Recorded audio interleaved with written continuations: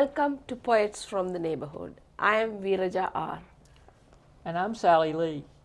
We hope you'll enjoy the poems we read today. Poems written by your friends and neighbors. Dreamed by Mary Lane. I woke up crying. The ashes of my dreams slipped from my mind to my body,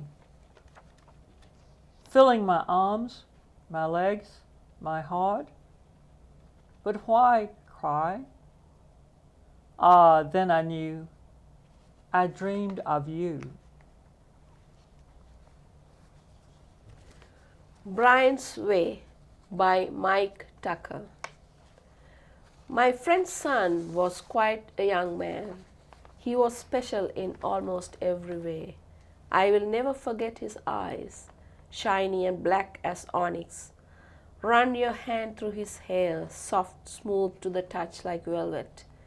He was a crabber too, but not really a waterman. Every day with line and net, he would set out for his catch and bring home more than Dad would pick. I saw him many times, early and late, but I never saw him tired. His energy had no limit.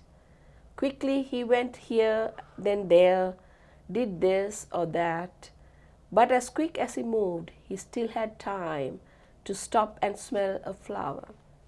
His beautiful eyes appreciated beauty. He could see the golden glory of a dandelion bouquet. I wish he were here today because he was special in almost every way. And when we meet again, I'll ask those eyes about the beauty of a dandelion. We'll talk of Sunday toppings, and if I am lucky, maybe he'll steam a crab just like he did for his dad. Landowner's Meeting, 1964, by S.R. Lee. And this story also is true. The county sent each landowner an orange postcard validating the right to vote on this issue. The night was warm, the school cafeteria packed, people standing along the walls down both sides. What was the zoning issue? What changes were to come? Each man had an orange postcard, often a wife by his side. The county official raised his voice for quiet. At that moment the door opened, once more admitting men, 3 stout, overalled men. Orange postcards peeked from bib pockets, dark-skinned contrasted with the pale green walls. All standing along the sides noticed. Among the seated, a few quickly glanced back. The county official called the meeting to order. It was a long, hot meeting, with many asking questions, offering opposing points of view.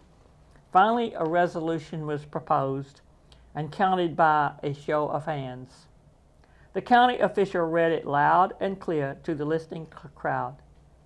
The heavy door clicked open. The 3 black men walked out silently.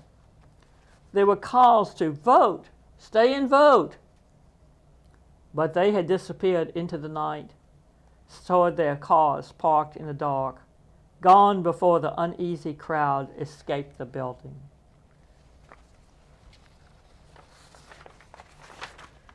A Great Milestone, poem by me. A milestone in the right direction. I know this only because I never imagined I will be passing this way. But it is hard to imagine now not being here.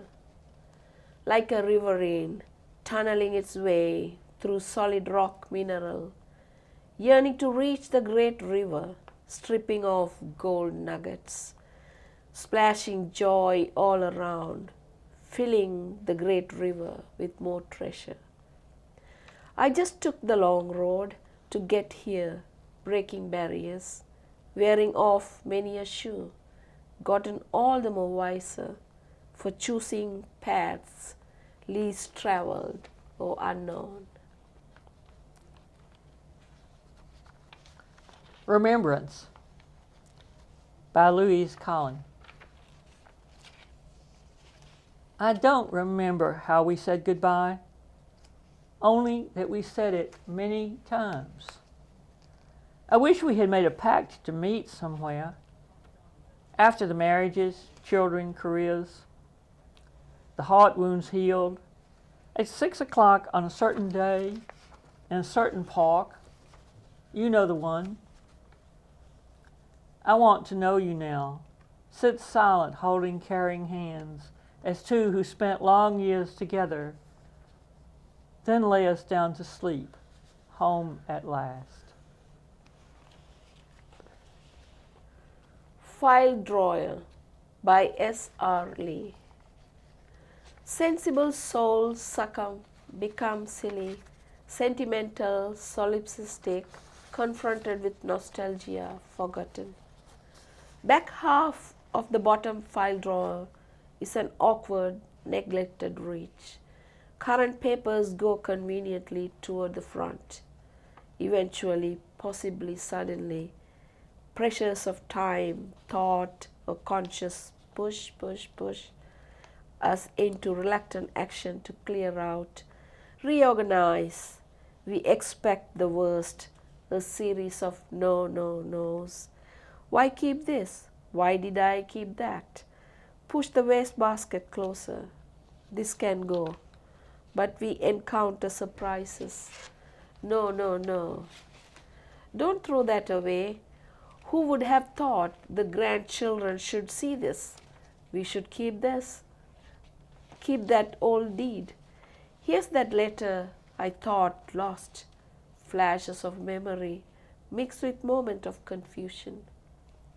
Less and less enters the trash can. Some goes to the state archive, the county historical society, cousins in another city. More and more goes into new folders, carefully labeled. Bulky deeds, folded newspapers, booklets, return to the very back of the file drawer, propped up safely by new folders, which will contain for another decade what we know are mere random scraps of family information, but not trash.